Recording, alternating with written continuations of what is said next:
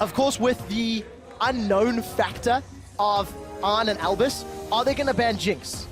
That's the question. I mean, they almost have to, right? And they have the room to do that, just to make that play here. But just HQ opening with a Zir and see if they take off the gangplank. Yup, that's going to happen. Yeah, so nothing surprising yet. Fizz is still available. Westall played Twisted Fate earlier in the day, and Fizz off the table. I guess for Cloud9, it's the obvious one. Lulu still up and available. If Cloud9 wanted to put all their eggs in the sneaky basket, it's worked for them several times in the past. We'll see, and the thing is, Lee Sin picked up. Cloud9 thinks the Tahm Kench ban is enough to prevent the AHQ hard carry strategy. Mountain is going to be happy to play Rek'Sai, though. Gragas, of course, still on the table. They thought the Elise ban and taking Lee Sin would have been important enough. Last time HQ was on first rotation purple, they picked Jinx, and they took away something that Cloud9 wanted, which was, that's something that Fnatic wanted, which was the cannon. This time they could actually go for the Morgana, steal that pivotal pick away from the Veigar composition, also have Black Shield to dodge those cages, so that's a counter pick that could potentially come out. Looking to start their draft the same way they did earlier, though, with that cannon flex. This is interesting. This makes me feel like Incarnation's going to definitely play Veigar in this game, because with Tahm Kench gone, the obvious single target assassination removal is gone, and they're like, yeah, HQ, go play that Jinx, play the slower AD carry. I think it's still very tricky because On has shown he is up to the task of carrying the game by himself. So if this strat works for C9 of essentially baiting this pick, then okay. I think Jinx Morgana would have actually been a really good opening rotation here. You steal it away from Lemonation, you force him to play Braum. It plays well into the Braum if you time your Black Shields right, and you can deny some Lee Sin kicks and Veigar cages, but doesn't really come out. You can still see that later, though. Cloud9 generally picks up the support very late in their drafting. HQ can decide where to put that cannon, perhaps already in the next rotation. Well, for balls, it's all Darius all day. They pick it fairly early on. Earlier today, Darius and Lee Sin were their first two picks. With Lee Sin already on the table, Cloud9 could play it safe. We've heard a lot of talk about how Darius is relatively safe into most matchups. Yeah. He's got a lot of experience on the champion, but the tempo of even the picks and bans is significantly slower because of the importance of this game right now. Well, that's just C9. They almost always wait till the last 5 seconds, and they lock in unison. So this Morgana Twitch, a new look here. I like Sneaky Switch, and more importantly, he can actually get the first trade here on every time too. Burst of the Worlds as well. Yep. Because if he pops his ulti, either he ambushes him, gets him in out of position where he can guarantee win, or later in the fight, he has a way bigger range than even a max level 9 Max Rocket's Jinx. So opening up here with no Braum available just yet. Braum is a hard counter though. Braum and Yasuo are so hard to play against if you are Twitch, and HQ could still fit them into their composition. Give that cannon to one of the solo laners and stick that Braum in Albus's hands. But for AHQ now, where else do they go? We know Westall loves his assassins. We know he wants to find something that can blow Sneaky off the map. I guess if you want to come behind him, counter some of the invisibility, TF could be an option. Lulu is still available. It was actually last picked earlier today when Cloud9 was on red side. And slight flavored change from what we were expecting. This is so likely to be a cannon support right now. Otherwise, HQ is going to operate the game without a single tank in their lineup, or just a support tank. And Cloud9 taking a different approach here. Knock, knock. Yasuo composition. That's an entirely quick pivot. I actually have to give C9 some props for this one. The only sign that sort of betrayed that it might have been a Yasuo comp was that Lee Sin first pick. The other two make sense, but only once you realize the comp is there. So the Malphite for the setup, the Lee Sin can do it as well. C9 are set up for a very aggressive take on what initially looked really defensive based on the Twitch pick. And thematically, it makes sense, right? Every single phrase in the interview from Femildal, their HQ is a good team, their AD carry is better. Every time we talk about HQ, Ziv on that Jinx, Ziv on that Jinx. You now have a wind ball to get him. You can ambush him, with sinking it behind him for the kick. They don't have a Black Shield. And if all else fails, you literally just dunk him with the Malphite just charging at him. So Ziv showed that he could kite some assassins, but this is some hardcore engage coming his way, and he'll have a hard time trying to survive that on Rotter. We'll see how. We all know what you meant. Yeah, a lot of pressure on his shoulders, and perhaps it's top lane Jinx. You know, you never know. The difficulty now, is how on earth does he position? Because we've seen High find ways to get involved in team fights over and over. You can argue to the effectiveness throughout the course of the group stage.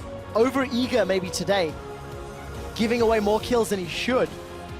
And Sneaky pulling out the very first Twitch of the World Championships. Yeah, well, with a name like that, how could you help but pick the champion here? It's an old joke. I've done it before in the NALCS. But either way, this is going to be really interesting because these are AD carries you typically build around defensively. You grab a bunch of peel and you make sure they stay alive. But the comp's actually a bit different. Both these comps, to me, look very go forward. Yeah. And the long range allows them to participate with what the rest of the team is doing.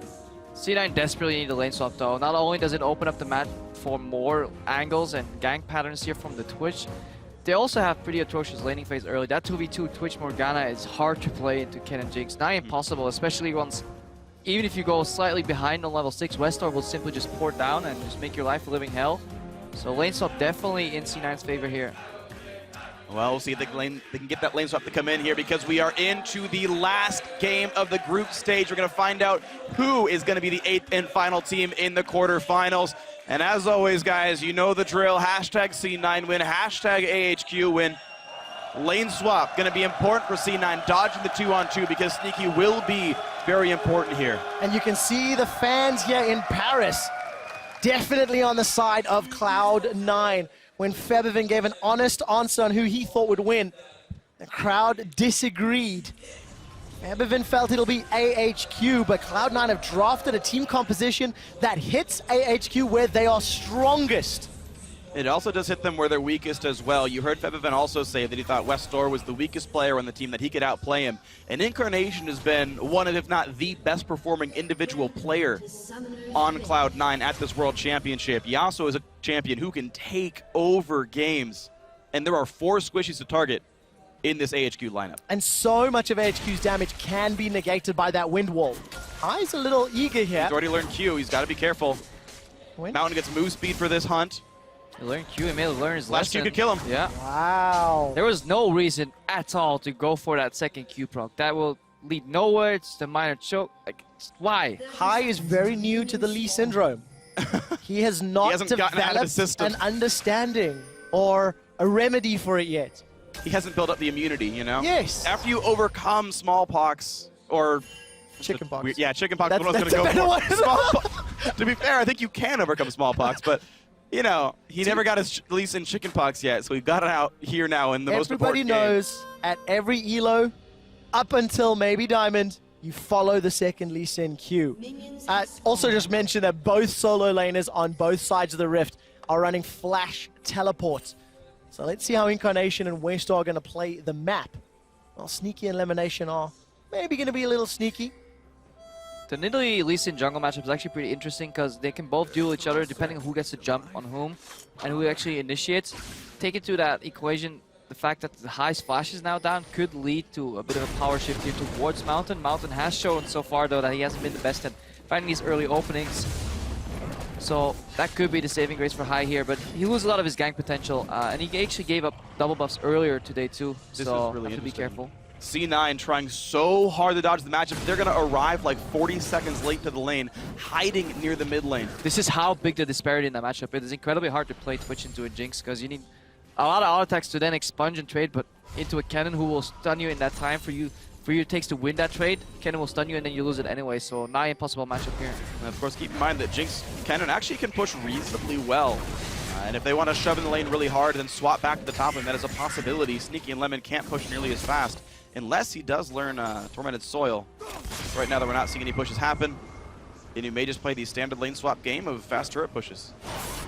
Oh, we see an adaptation here. Lemon Nation heading down together with his support, or his top laner Balls. Balls your support, I am the carry now. AP Morgana. But yeah, they're going for a 2-man tower defense, or at least Lemon's pathing to the mid lane now, so he's just trying to become a wild card here, just showing up left and right, or walking around his jungle.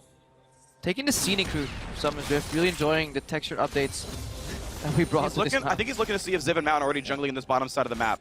They're not right now. Ziv, of course, already down in this brush, spotted by Elimination.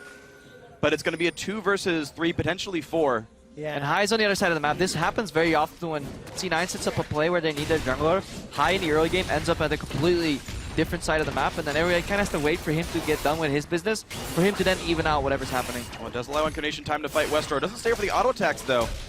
And he actually hit it without the wind shield on, so now he has the ability to do all this. I mean, Ziv could have teleported to the top lane He was totally safe. Yeah, totally safe. He could have been ahead so many minions because they'd have no clue whatsoever up until the point where Nidalee showed herself where Mountain was. So this is a bit of a mistake from HQ. They didn't punish at C9 at all for the mistakes they made. So game stays even. 4 members of AHQ going to take down this tower in the not too distant future, while Balls and Lemonation try to fend off some of the aggression. High continues to farm the jungle, and Sneaky is hitting that top tower. It's about half hit points at the moment, so tower will fall in favor of AHQ quicker. Good recall stop that'll give a little bit more time for Sneaky to get the situation he wants, but On right now will have pickaxe gold on the recall. Sneaky gonna be pretty slow and knock this turret down, actually. The fact that he's only one person doing this, there's still a lot of time to go. Even if they get that tower out of the game stay even, there's a good chance if Ziv TTs that he could maybe hold it here, but you just really have to question what HQ was doing, not teleporting into that 1v1 on the top lane. They could have had a snowballing Darius right here to really take control of the map. And looks like Ziv will not lose his turret, so the only advantage that Cloud9 gained was solo XP on Sneaky, while On shared it. And look at Lemonation, level 1 right now.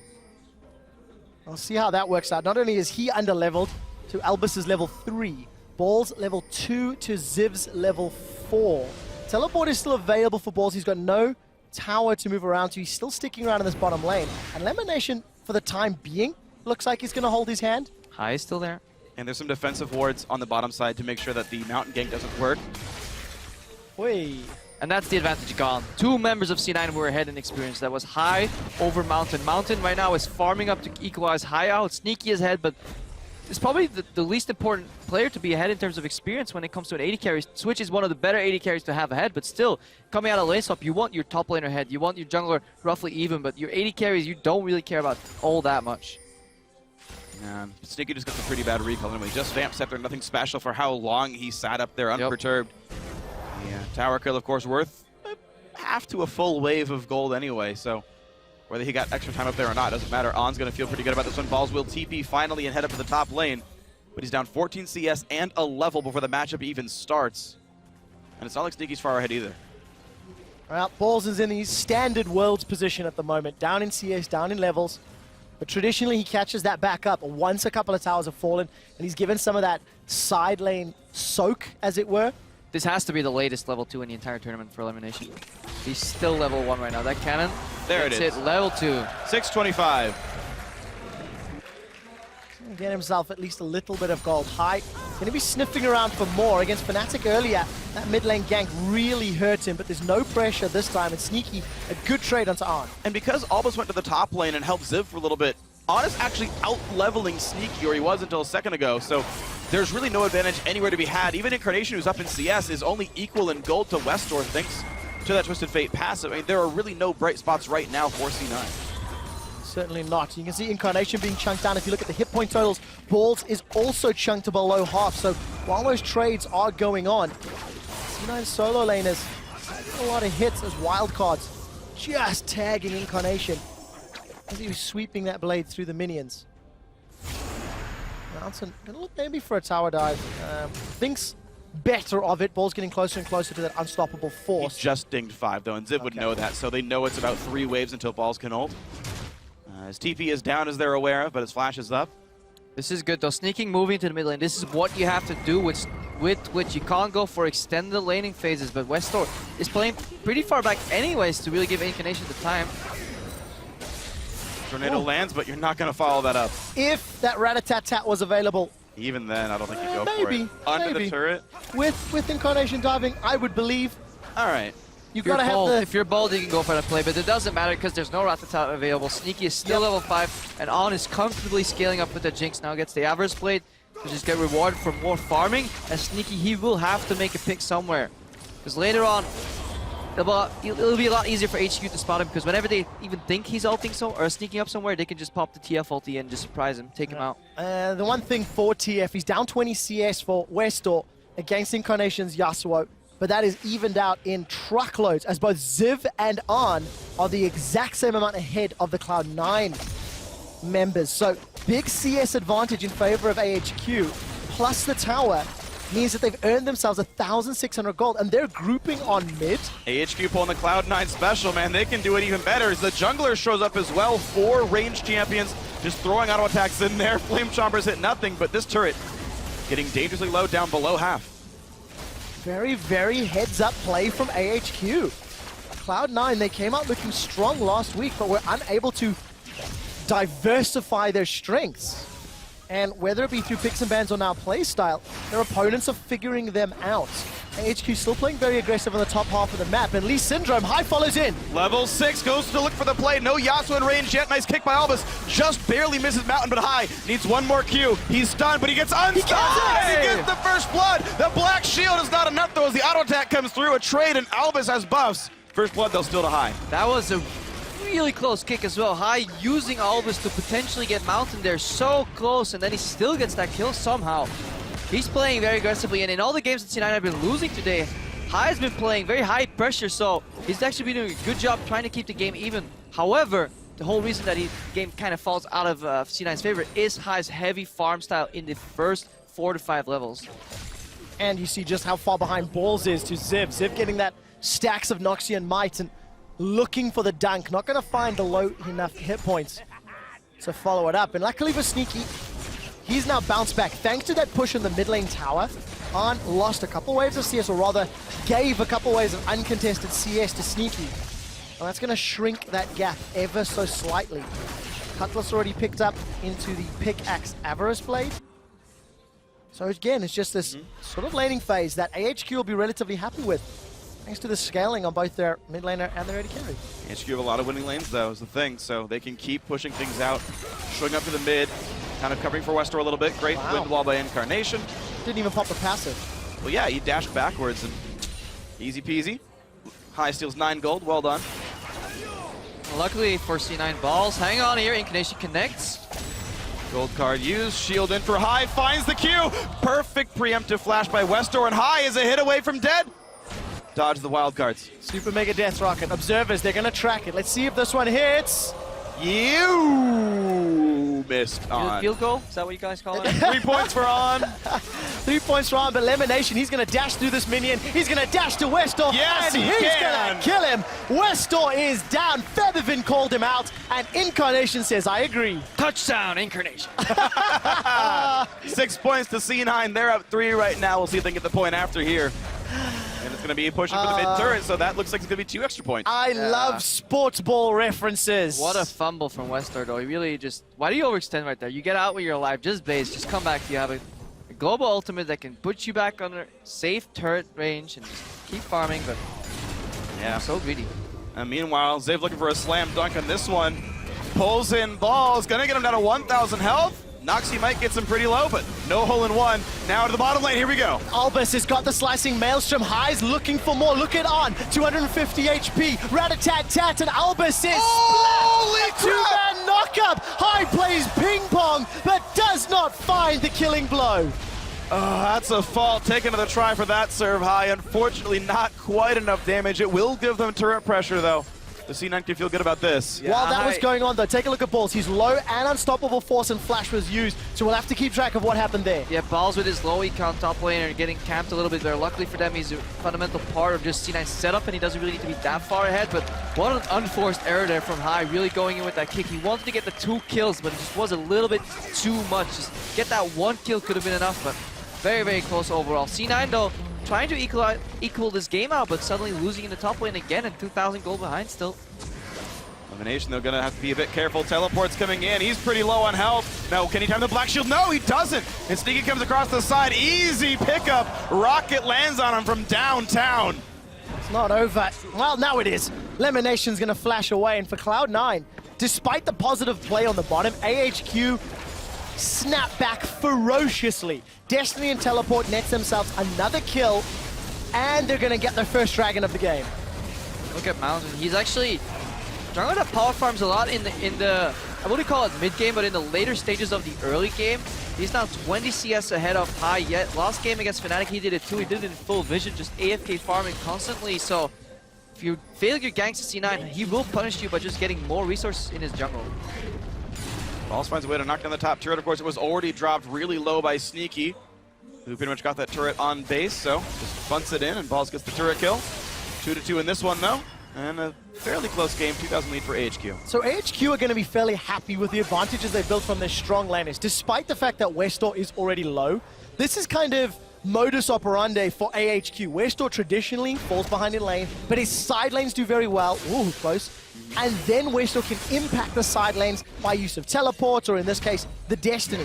So for AHQ, I want to see how effectively and safely they position themselves. Ziv is going toe-to-toe with Balls. There is an unstoppable force for Balls that he may need. He's going to do There's it. the Follow flash and the dunk. One more decimate's not enough just yet. High wants to buy some time, and Balls will survive the bleed. The Grump is helping Ziv, though, and it takes a tag onto High. High's not going to want this fight and will back away. Lead time is now, but a rocket's coming across the map. Should be called out from the mid lane. 3 more points for On.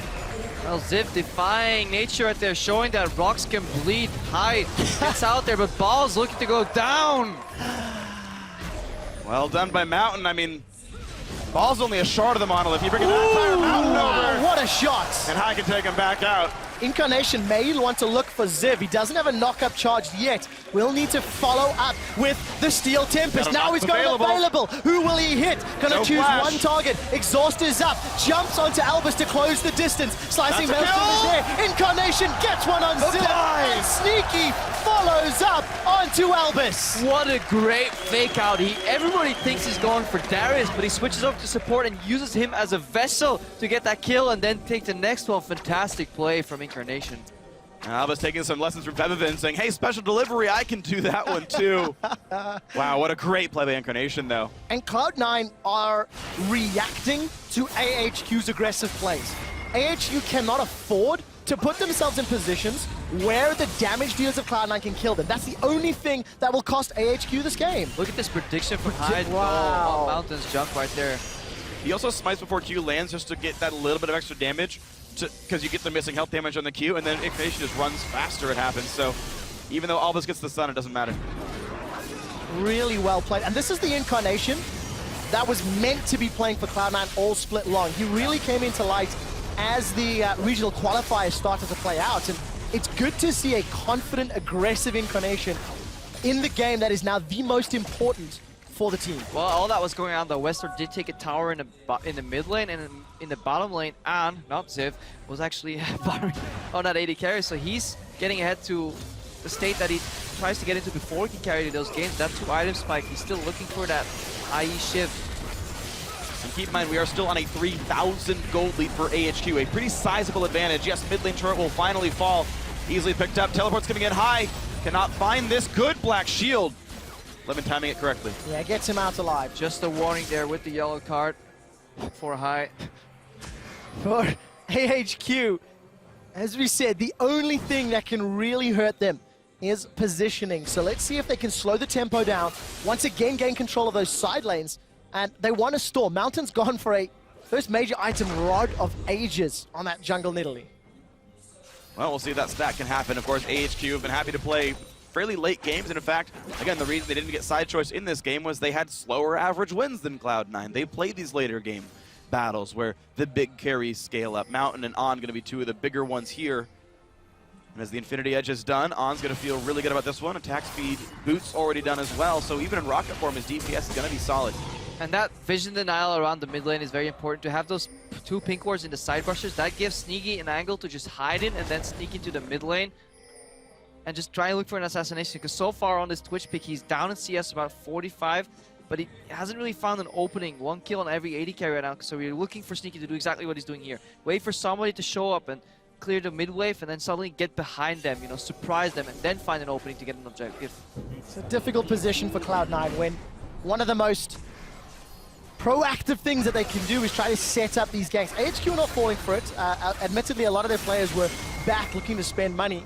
Albus looking towards that Zeke's Harbinger as a potential first item, and that's really going to accelerate the damage that On can put down. Yeah, but everything for C9 hinges on the new guy, on Incarnation. That wind wall has to block so many rockets from On later in these fights, and it can. We've seen it before in this exact same comparison. Yasuo can hard counter Jinx in fights, especially with then have a setup for Balls to yeah, just instantly ulti when he tries to path around the wind wall, or just cut him off and then kill the remaining parts of the team. So C9 definitely by no means out of this game, regardless of what the story that the gold lead is telling, because it doesn't matter how much gold AD carry has, if he can't hit you, not gonna happen. We've seen that happen in the Fnatic game. There were team fights where the first thing On ever did was get inside Tahm Kench's belly and then dive up right as she left. So always a chance that happens here. How you play the fight's what matters.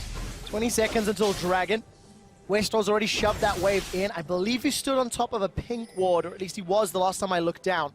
May have been replaced as there's 3 of them in this bottom river.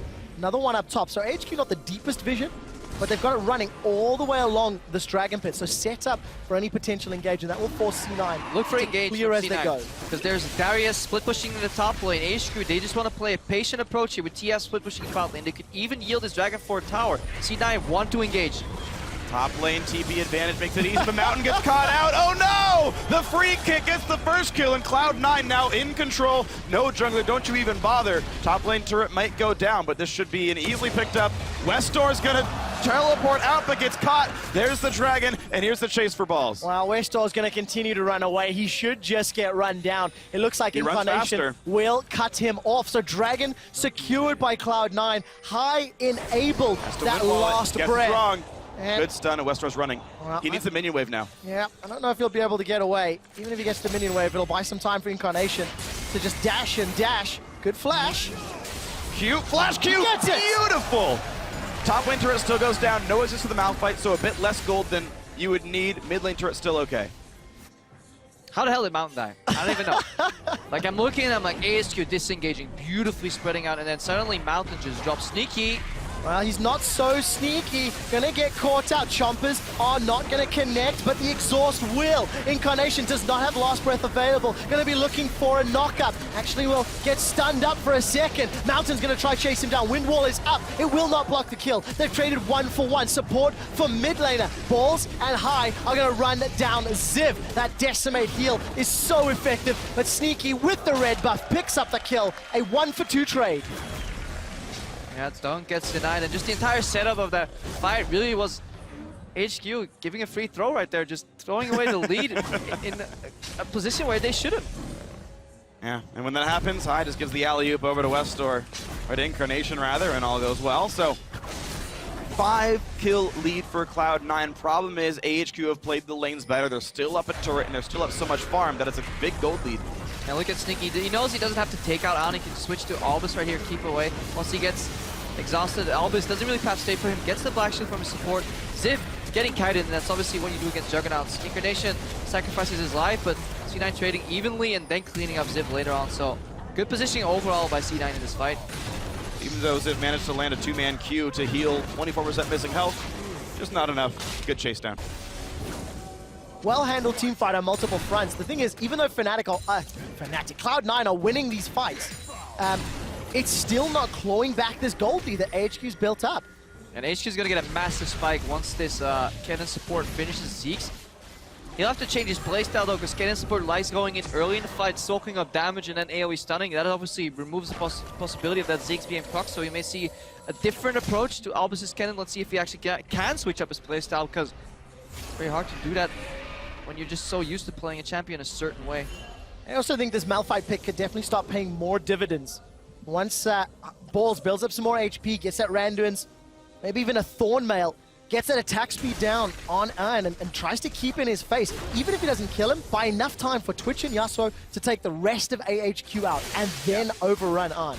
Well, Frozen Heart's the really big one for Balls here. The 3 big carries, not counting Mountain, I suppose, are all attack speed-based champions, at least in some way.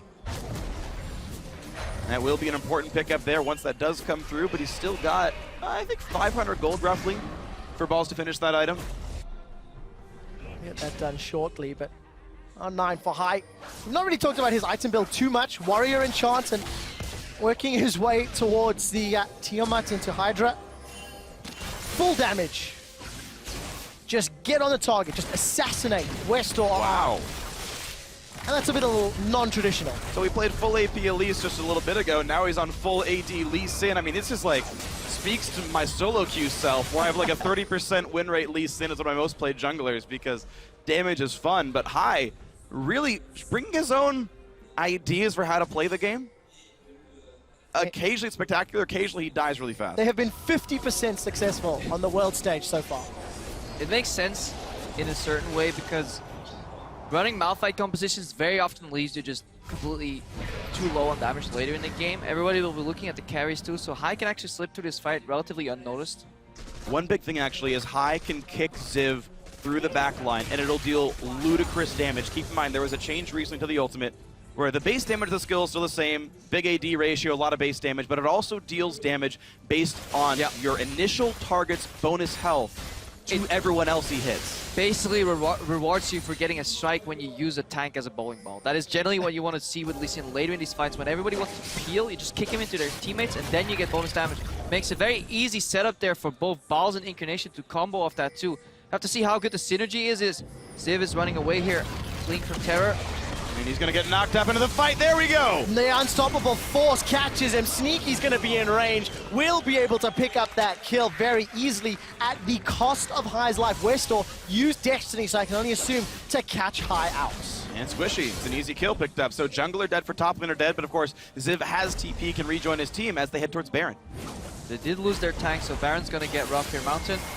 Bit of a duke out with Lamination. What I want to look for is when Hai kicks people in fights, at which point in the animation does Incarnation press R. If you do it immediately, you kind of lose some cooldown effect, and you can also wait for stuff to pinball together. So I have to see how much they've played this combination together later on. Well, Cloud9 are going to try siege up this middle tower. Windwall is effective, and Incarnation gets a good chunk of Arn down. Exhaust is already used. Albus is going to eat that Dark Binding, and Double it looks TP. like that's a disengage. Here's the gold guard. Knock up, not going to land, so Elimination's dead for certain. Ziv doesn't find anyone to kill, and Incarnation can run away, but that's a really good summoner teleport. That was double TP though. Trading support for double teleport is perhaps worth it. Let's see what they lose in terms of the map though, because AHQ is about to take the dragon. Ball's pushed in the wave in bot, so Baron at least is safe, but AHQ, yeah, they're expanding their gold lead. Continuing to. It feels like for every one step Cloud9 make, AHQ are able to make two. So they're staying relatively close, and that gold lead is growing ever so slightly, but as the game pans out, as the game continues, it becomes less and less relevant because, of course, your total gold goes up. The Ziggs Harbinger was completed, though, so as long as Arn is alive and Albus is nearby, those rockets are going to hurt, much like Incarnation on Westor. Gets stunned up, and no QSS means he has to run away now. And 3% lifesteal from Rune's going to keep his sustain up somewhere. Actually, take that back, that was just from the Doran's Blade. So no lifesteal on his page. But either way, just going to try to stay in this lane for a little bit. Now he's going to recall out. Infinity Edge is next on the table. So in 3,000 gold, if Incarnation is not stopped, he will destroy people, but it's going to be a while. 4 pink wards just picked up for C9, though. They want the map back. Yeah, we see Ziv with this build that we've seen sometimes. Stellar Gauge second on after Black Cleaver. And I'm with Deficio, though, here. It works in a sense that it rewards you if you get focused down and then you can start dealing damage in these fights, but you still have to get to your targets. You say, yes, we have lockdown coming out of TF and from Albus, but Albus will be playing these fights at a greater range because of the Zeeks that he has built. So overall, maybe it would have been wiser just going Dead Man's Plate to close that gap for Ziv to get to the carries. We'll find out as it looks like the team fight is being set up. Zap from Arn will connect onto Balls, who is level 14 to the level 14 of Ziv. Despite the CS differences, Balls is currently only 500 gold down his opposite number. Westor can't reach his fight yet. Ulti wouldn't put him in range. Ziv losing a lot of his health down to 1,000. You can see Steric's Gauge shield helping us a little bit there, but C9 are now in control of this top side of the map. And again, Westor can't reach this fight yet. He has to walk up to get there. He's going for the turret. There's the ulti, but he can't, again, reach his team. This is gonna get scary. Javelin toss is connected onto Hai from Mountain. Westor's made it in range thanks to the Destiny and the Gate, and Sneaky eats a Javelin from Mountain. Whoa! The Engage is flashed away. Arn stays alive, and Albus throws on the Maelstrom. It's gonna be enough for Balls to go down, so here comes the chase. The tail and a slicing Maelstrom tags a couple members. Elimination, Black shields himself. Holy cow, a big engage and a triple kill for the AHQ AD carry. And this is gonna be the easy pickup at the end. Disrespect from Balls. You can't make that move in full vision and think Arn will not flash it. He's been playing on point and took 4 Fnatic members in rapid succession as assassins to chase him down. You can't expect a flash Malphite ulti to take that guy down right now. Beautiful flash. That's a game-winning flash right there. And what a play! Cloud9 realizing they were behind, realizing they were down, invest their pink wards in some form of vision control to make a Baron play. And AHQ counter it perfectly. That was a clutch. That was so close. That changes the entire way this fight plays out because now Balls is left with no ultimate. Albus is joining. He can suddenly play aggressive because it doesn't matter if he dies or not. And then this Q flash here from Ziv, combined with the rocket, that's just disgusting. Doesn't even get time to ulti. I'm still so impressed by AHQ. Remember, coming into this, the previous game, LMS teams were 5-0. They lost their first game in week 2 to Fnatic, 5-1 as a region. Flash Wolves, the #1 seed from Group A, and AHQ on par to take the 2nd seed here in Group B. Problem is, On's flash will be down for as long as the Baron buff lasts, so he has to be so careful when sieging, because Balls will now almost be able to guarantee a hit on his ultimate, so and that guarantees a setup, and that guarantees a lot of damage. Maybe though, it won't be enough, because the remaining members can carry these fights out later on, but that's definitely what we're looking for in these fights. 10,000 gold lead, Mountain in the bottom lane right there. C9 have the advantage, they Here we get the knockout, they get the push, and now it's down already! Now here comes the back half of the fight because Ziv is big in the front line. 1 kill picked up already, Balls gets chunked down, Mountain rejoins the battle, flash pounce, look at the burst damage! Lemon Asian can only press R and run away. It doesn't matter if you kill On when there's so much damage on so many farmed members from the rest of AHQ. They extend their gold lead to 12,000 and they dangled on a hook and said, we dare you to hit him, we dare you. AHQ break open Cloud9's base and may have just broken their backs in the World Championships. And North America poised to go 0-10. In the last week of the group stage. The storyline at Worlds was Western teams have a chance, North America's great, and even though Balls can pick off On, the entire reason they let Jinx up to try to bait him.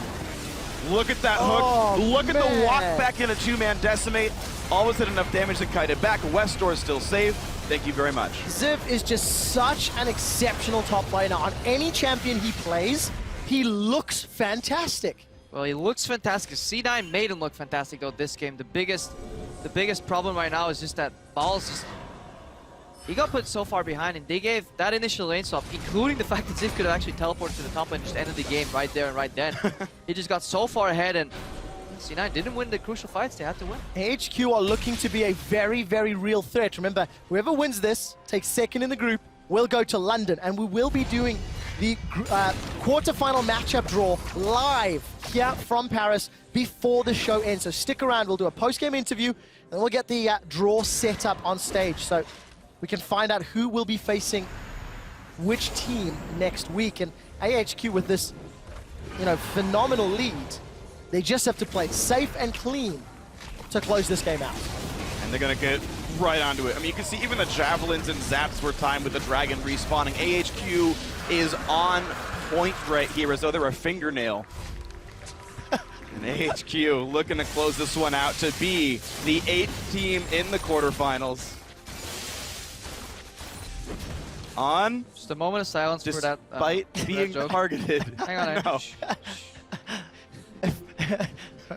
Yes, 6-1-3. C9 left the Jinx up saying, I dare you to pick it, we're gonna play Yasuo Malphite. 6+3 is 9, there we go. On 6-1-3, you just need that one win. Albus, Mountain, and onto the inhibitor turret in the bottom lane while Ziv is up top. Teleport is available.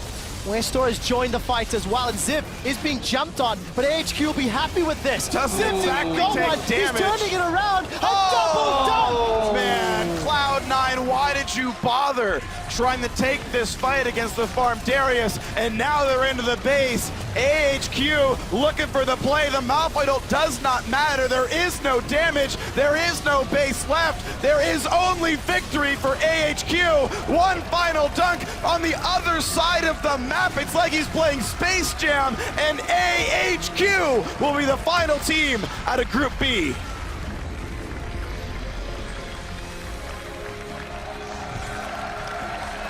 Great performance from AHQ.